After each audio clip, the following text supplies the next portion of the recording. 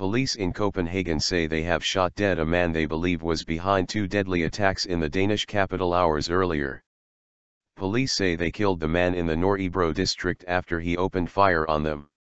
It came after one person was killed and 3 police officers injured at a free speech debate in a cafe on Saturday. In the second attack, a Jewish man was killed and 2 police officers wounded near the city's main synagogue.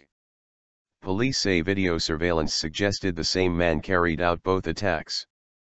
They do not believe any other people were involved.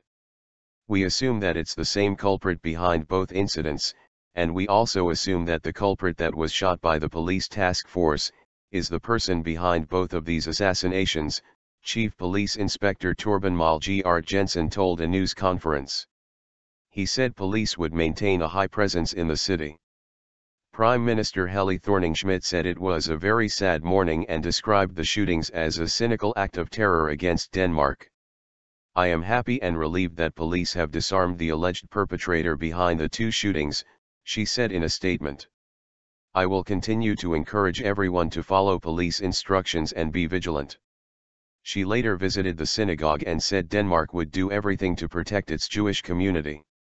Early on Sunday, police said they had been keeping an address under observation in the district of Norrebro, waiting for the occupant to return.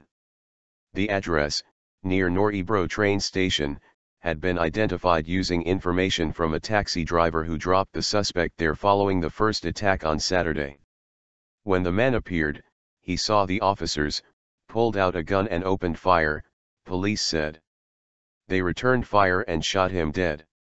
A massive manhunt had been launched after the first shooting, which took place during a free speech debate at the Kruttenden Cultural Center hosted by controversial Swedish cartoonist Lars Vilks.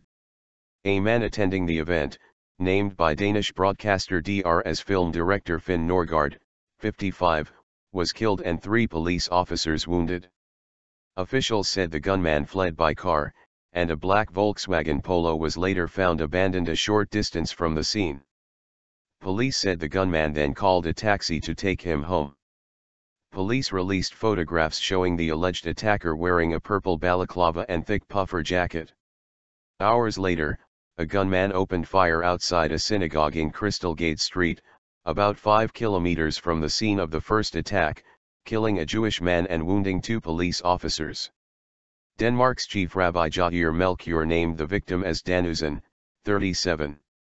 He had been on security duty while a bar mitzvah ceremony was taking place inside the synagogue. French President François Hollande said Interior Minister Bernard Cazeneuve would visit the Danish capital on Sunday. U.S. National Security Council spokeswoman Bernadette Meehan said they had been in touch with their Danish counterparts and were ready to help with the investigation. Israeli Prime Minister Benjamin Netanyahu called on Jewish people in Europe to migrate to Israel following what he described as a wave of attacks on Jews in recent weeks. This wave of attacks will continue. I say to the Jews of Europe, Israel is your home, he told a cabinet meeting. Cartoonist Lars Vilks, who has faced death threats over his caricatures of the Prophet Muhammad, said he believed he was the intended target of the first attack. He was unhurt. The French ambassador, François Imeret, was also present during the attack. A description of the debate at the cafe asked whether artists could dare to be blasphemous in the wake of attacks by Islamist gunmen in Paris last month against satirical magazine Charlie Hebdo. In the French attacks, 2 gunmen opened fire at Charlie Hebdo's office, shooting dead 12 people. The next day a suspected accomplice of the militants shot dead a policewoman and later took hostages at a Jewish shop, killing 4 of them. All 3 attackers were eventually shot dead by police and security services.